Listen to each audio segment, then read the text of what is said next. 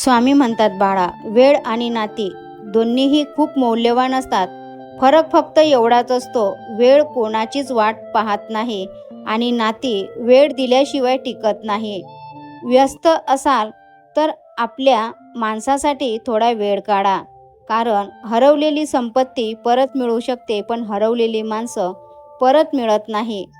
अवधूत चिंतन श्री गुरुदेव दत्त. श्री स्वामी समर्थ. जय जय स्वामी समर्थ. नमस्कार स्वामी भक्तांनो, तुमच्या सर्वांचं स्वागत आहे स्वामी भक्ती प्रतिभा या चॅनलमध्ये. आजचा दिवस तुम्हाला आनंदाचा, आरोग्यदायी जाओ हीच मी स्वामीचरणी प्रार्थना करते आणि आजच्या आपल्या स्वामी संदेशला सुरुवात करते.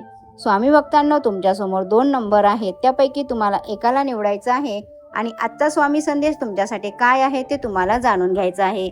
आता हा संदेश त्या भक्तांसाठी ज्यांनी 27 नंबरच्या अंकाला स्पर्श केला आहे. स्वामी म्हणतात, बाळा, जीवनात हार मानणं सोपं असतं, पण उभं राहणं धैर्यच असतं. प्रत्येक अपयश शिकवण देतं, प्रत्येक वेदना बळ देतं.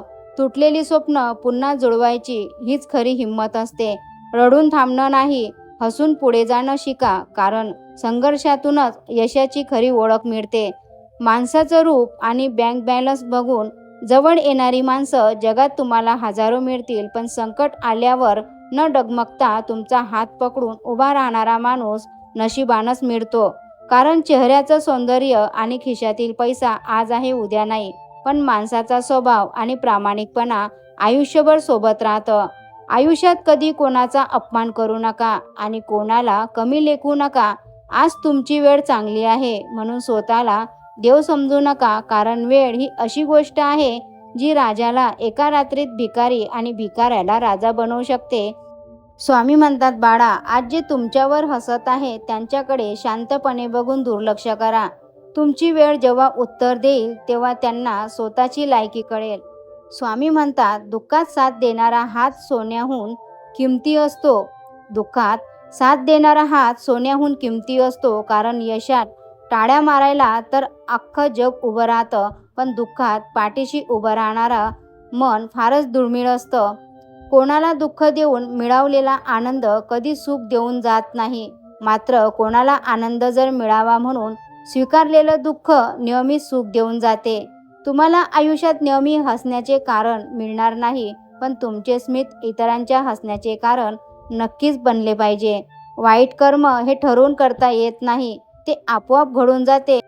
वाईट कर्म आपल्या हातून आपोआप घडतात, पण चांगले कर्म आपल्याला ठरवूनच करावे लागतात, ते आपोआप घडत नाहीत. श्री स्वामी समर्थ. आता हा संदेश त्या भक्तांसाठी ज्यांनी 37 नंबरच्या अंकाला स्पर्श केला आहे. स्वामी म्हणतात, कष्टाचा पैसा कधीच कोणाला धोका देत नाही आणि बेमानीचा पैसा कधी सुख देत नाही. तुमच्याकडे पैशाचा खडखडाट असावा, त्यामागे कोणाचा तलतलाट नसावा.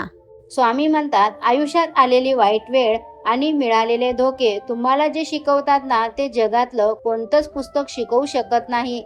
जेव्हा तुमचे स्वतःचे म्हणणारे लोक तुमच्या पडत्या काळात तुमची लायकी काढतात, तेव्हा तुम्हाला खऱ्या आणि खोट्या नात्यांमधील फरक समजतो.